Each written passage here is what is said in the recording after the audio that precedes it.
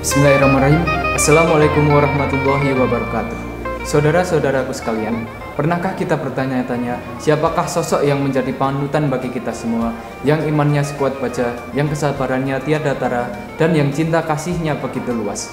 Jawabannya adalah Nabi Ibrahim.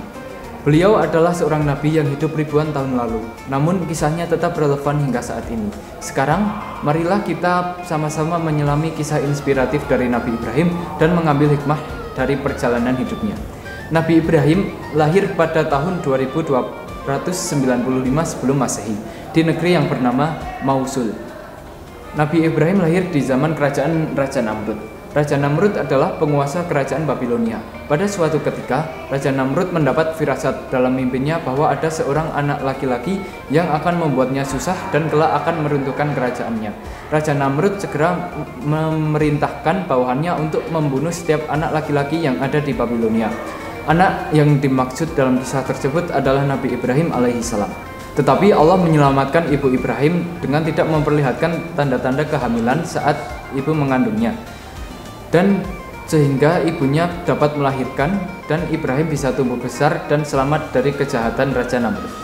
Pada suatu hari, Nabi Ibrahim bertanya mengenai patung yang dibuat ayahnya. Lalu ayahnya memberitahunya bahwa itu adalah patung-patung dari Tuhan. Nabi Ibrahim terheran melihat hal tersebut dan menolak pemikiran tersebut. Nabi Ibrahim memanfaatkan patung-patung itu untuk bermain. Bahkan terkadang ia menunggangi punggung patung-patung itu seperti orang-orang yang biasa menunggangi keledai. Pada suatu hari, Ibrahim tidak begitu saja mau tidur karena ia melihat kesesatan yang menimpa pada manusia. Beliau pun segera bangkit dari tempat tidurnya. Beliau merasa dihadapkan pada peristiwa yang besar. Beliau menganggap kemustahilan bahwa patung-patung yang terbuat dari kayu-kayu dan batu-batuan itu menjadi Tuhan bagi kaumnya. Ibrahim keluar dari rumahnya menuju ke sebuah gunung. Beliau jalan sendiri di tengah kegelapan. Beliau memilih salah satu gua di gunung tersebut, lalu menyandarkan punggungnya dalam keadaan duduk termenung. Beliau memperhatikan langit. Beliau mulai bosan memandang bumi yang dipenuhi dengan suasana jahiliyah yang bersandarkan kepada berhala. Akhirnya Nabi Ibrahim alaihissalam memutuskan untuk melakukan pencarian. Tuhan yang harus disembah pasti sesuatu yang istimewa dan mempunyai kemampuan yang tidak tertandingi. Kemudian Allah memperlihatkan tanda-tanda keagungannya. Allah memperlihatkan bintang, bulan, dan matahari kepada beliau. Hingga akhirnya Nabi Ibrahim mulai mengerti bahwa Tuhan yang disembah bukanlah Tuhan berupa benda yang terbit dan tenggelam. Tuhan yang patut disembah adalah Tuhan yang menerbitkan dan menenggelamkan. Allah kemudian memberi petunjuk kepada Nabi Ibrahim bahwa Allah adalah Tuhan yang selama ini beliau cari. Nabi Ibrahim yang sudah memiliki kemantapan hati hendak memerangi syirik dan persembahan berhala yang terjadi pada masyarakatnya.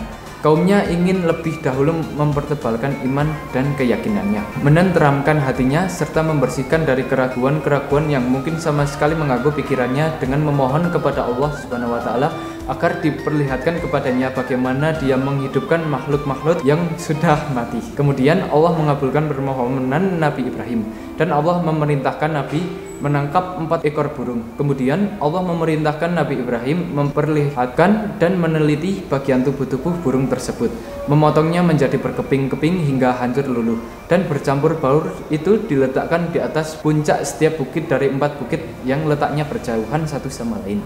Setelah mengerjakan apa yang telah diisyaratkan oleh Allah, Nabi Ibrahim diperintahkan untuk memanggil burung-burung yang telah terkoyak-koyak tubuhnya dan terpisah jauh tiap-tiap bagian tubuh burung dari bagian yang lain. Dengan izin Allah yang kuasa, dengan kuasanya, datanglah berterbangan 4 ekor burung itu dalam keadaan utuh dan bernyawa seperti semula saat mendengar seruan yang dipanggil Nabi Ibrahim alaihissalam kepadanya.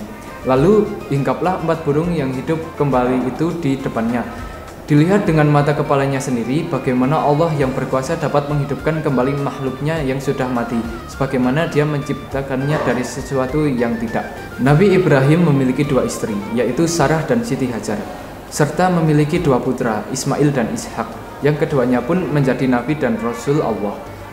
Ismail dilahirkan oleh Siti Hajar dan Ishak dilahirkan oleh Sarah. Beliau menikah dengan Hajar karena bersama Sarah tidak dikaruniai anak. Kemudian Sarah meminta Ibrahim untuk menikahi budaknya Hajar dan lahirlah Ismail. Namun kemudian tidak lama Sarah akhirnya memiliki putra yang diberi nama Ishak. Ketika Ismail tumbuh dewasa, Allah hendak menguji kesetiaan Ibrahim terhadap perintah-perintahnya melalui sebuah mimpi tentang penyembelihan anak. Lalu tanpa mengeluh dan merubah kekuatan keimanan beliau, Nabi Ibrahim mengajak Ismail untuk menunaikan perintah Allah.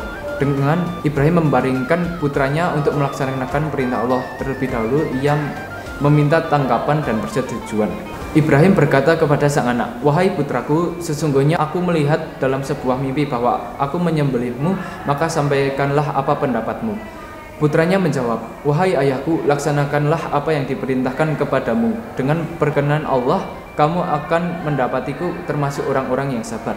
Tak kala putranya telah merelakan diri, serta Ibrahim telah bersiap mengulurkan tangannya untuk menyembelih putranya, seketika Allah memanggil Ibrahim untuk menahan tangannya. Sebab tindakan ini membuktikan bahwa Ibrahim bersedia melaksanakan apapun untuk Allah, juga membuktikan wujud seorang hamba yang berbakti serta seorang sosok yang terpercaya bagi Allah. Kemudian Ibrahim mendapati seekor kambing sembelihannya sebagai kurban pengganti putranya. Nabi Ibrahim mendapatkan tempat khusus di sisi Allah Subhanahu wa taala. Ibrahim termasuk salah satu nabi ulul azmi di antara 5 nabi di mana Allah Subhanahu wa taala mengambil dari mereka satu perjanjian yang berat, yaitu ujian di mana kemampuan manusia biasa. Meskipun menghadapi ujian dan tantangan yang berat, Nabi Ibrahim tetap menunjukkan seorang hamba yang menepati janjinya dan selalu menunjukkan sikap terpuji. Ketika memasuki umur 150 tahun, Allah menambahkan uban pada tahun Nabi Ibrahim. Saat orang-orang mulai tidak bisa membedakan antara Nabi Ibrahim dan Nabi Ishak, maka Allah memberinya tanda berupa uban. Namun Nabi Ibrahim merasa sedih ketika melihat ubannya yang memutih. Tetapi beliau tidak bisa menolak apa yang dialaminya. Nabi Ibrahim adalah orang yang pertama kali beruban dari keturunan Nabi Adam. Kemudian juga diriwayatkan, ketika malaikat maut hendak mencabut nyawa Nabi Ibrahim alaihissalam, maka beliau berkata, "Hai malaikat maut, apakah kamu pernah tahu seorang kekasih mencabut nyawa orang yang dicintainya?" Maka malaikat maut naik ke langit untuk melaporkan kepada Allah Subhanahu wa taala. Lalu Allah berkata, "Katakanlah kepada kekasihku, apakah seorang kekasih tidak suka bertemu dengan orang-orang yang dicintainya?" Lalu malaikat maut kembali kepada Nabi Ibrahim. Dia menyampaikan apa yang dikatakan oleh Allah Subhanahu wa taala. Mendengar Nabi Ibrahim berkata kepada dirinya, "Tenanglah dirimu untuk saat ini." Kemudian malaikat maut mencabut nyawa beliau. Nabi Ibrahim dikuburkan di sebuah perkebunan Hairun, sebuah kebun miliknya, karena sebelumnya beliau berwasiat agar dirinya dikuburkan di sana. Setelah kita menyimak kisah Nabi Ibrahim berikut, beberapa hal yang bisa kita contoh. Yang pertama yaitu keteguhan iman. Nabi Ibrahim adalah teladan dalam keteguhan iman dan ketaatan Allah Subhanahu wa taala meskipun menghadapi berbagai ujian dan cobaan. Kedua, kesabaran beliau mengajarkan kita untuk bersabar menghadapi segala kesulitan dan selalu berharap pada pertolongan Allah Subhanahu wa taala. Yang ketiga adalah dakwah. Kisah Nabi Ibrahim menginspirasi kita untuk terus berdakwah dan mengajak orang lain kepada kebaikan dan kebenaran. Saudaraku sekalian, marilah kita jadikan kisah Nabi Ibrahim sebagai inspirasi dalam kehidupan kita. Keteguhan iman, kesabaran dalam menghadapi cobaan, dan semangat dakwahnya adalah teladan yang patut kita contoh. Ketika kita merenungkan kisah Nabi Ibrahim, kita akan merasakan betapa besar cinta Allah Subhanahu wa taala kepada hambanya beliau, memberi berbagai ujian dan mukjizat untuk menguji keimanan Nabi Ibrahim. Maka dari itu, marilah kita selalu mengingat nikmat Allah Subhanahu wa taala dan berusaha untuk membalas dengan ketaatan. Terima kasih. Assalamualaikum warahmatullahi wabarakatuh.